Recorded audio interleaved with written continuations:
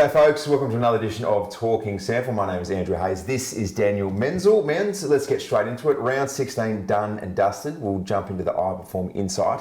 Let's start with Nord and South. Plenty to play for both sides. This game in particular, a little bit more than football. Yeah, it was. It was obviously an emotional day at Norwood with Nick Loudon obviously passing away a couple of weeks ago, and they was their first game they played since that happened. The bye was last week, so a special day for the Redlegs to get a win there in a tough day. South came home really strong, kicked 6 goals in the last term, but couldn't quite get the job done. That South season, unfortunately, over when it comes to finals. They were still technically and mathematically alive, but another disappointing loss for South Adelaide. We'll go to the Ponderosa now. Central's taking on Sturt. No one likes playing over at Elizabeth. We both know that firsthand. So this was a big opportunity for Centrals to knock off a really good side. We'll probably speak about this a little bit later on, but didn't quite get the job done. Full credit to Sturt though. Yeah, it was full credit to Sturt. A really important win. It keeps them consolidated in second position on the table, and what it does is it still gives them a chance to win the minor premiership, which is rather incredible with how good Glenelg's season's been. But yeah, a good win there by 4 points. A couple of really close games on the Saturday.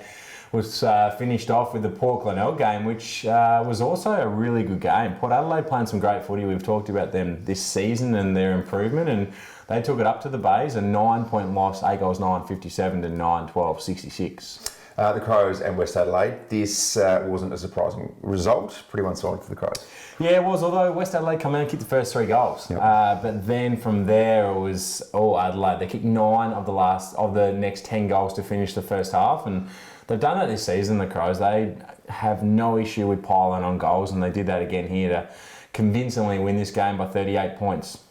Next game and the last game of the round, Eagles taking on North Adelaide. There's a lot going on at Woodville West Torrens. They'll need a new coach for next year. And North Adelaide need to win this to keep in touch with the finals. Yeah, really important game for North Adelaide in particular because, as you mentioned, it's a game they should win and have to win to stay in that top 5, and they did. They were 15-point winners over the Eagles, who were gallant throughout the day, but again, just the turnovers are really hurting the Eagles boys, and North Adelaide a good win, which it keeps them in 5th position. And we'll take a look at the table now as we put it up on the screen, and you'll see there at the top of the table, Glenelg still stand alone on top of the table, but Sturt, they're within touching distance. They're only a game back. Adelaide then in 3rd position, but where it is interesting is Port Adelaide 8-8, North Adelaide 8-8, and Central 7-9. All 3 of those sides could miss the top 5.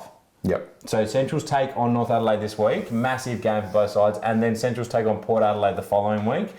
Port's got South Adelaide this week, so it's very interesting. It still could come down to the last game where Central's take on Port Adelaide out at the Ponderosa. So the other thing to think about as well is in terms of locking in a spot in the top 5, Port Adelaide will probably get stronger towards the end of the season because they're expecting more people to come back in the AFL side.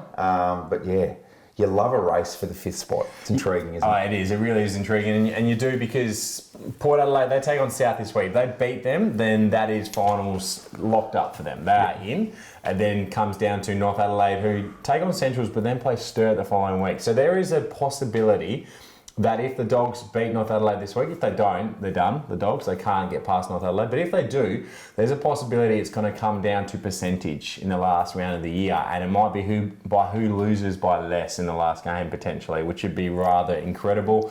And at the bottom of the table, West Adelaide, they play Norwood this week. If Norwood are able to win this game, West Adelaide will win their 5th straight wooden spoon. There you go. There's a lot to play for there at Richmond.